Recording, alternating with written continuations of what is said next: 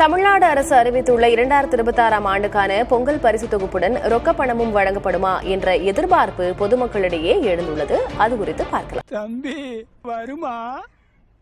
நீயா? வரும், ஆனா வராது.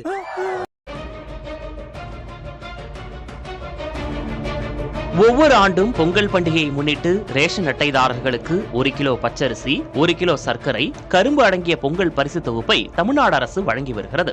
அதேபோல் இந்த ஆண்டும் பொங்கல் பரிசு தொகுப்பு வழங்க 248 கோடி ரூபாய் நிதி ஒதுக்கீடு செய்துள்ளது தமிழ்நாடு அரசு.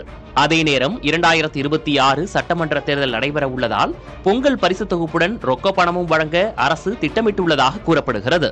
2021இல் திமுக அரசு அமைந்த பிறகு கொரோனா பெருந்தொற்று, மழை வெள்ளம் போன்ற பாதிப்புகளின் போது சென்னையில் உள்ள ரேஷன் அட்டைதாரர்களுக்கு 6000 ரூபாயும், பிற மாவட்டங்களில் 4000 ரூபாயும் நிவாரணமாக வழங்கப்பட்டது.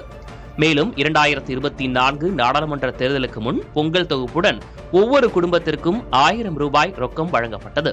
இதேபோல் தற்போதும் சட்டமன்ற தேர்தல் நெருங்குவதால் பொங்கல் பரிசு தொகுப்புடன் ரொக்கம் வழங்கப்படலாம் என எதிர்பார்க்கப்படுகிறது. 2021 தேர்தலுக்கு முன்பாக அப்போதைய அதிமுக அரசு பொங்கல் தொகுப்புடன் 2500 ரூபாய் ரொக்கம் வழங்கியது. ஆனால் அதனை 5000 ரூபாயாக உயர்த்தி வழங்க வேண்டும் என அப்போது எதிர்க்கட்சியாக இருந்த திமுக வலியுறுத்தியது. 2021இல் திமுக வைத்த கோரிக்கையை இப்போதைய எதிர்க்கட்சிகள் வலியுறுத்தி வருகின்றன. அதன்படி பொங்கல் பரிசு தொகுப்புடன் ரொக்கமாக பணம் 3000 அல்லது 5000 ரூபாய் வழங்குவது குறித்து தமிழக அரசு அறிவிக்கலாம் என எதிர்பார்க்கப்படுகிறது.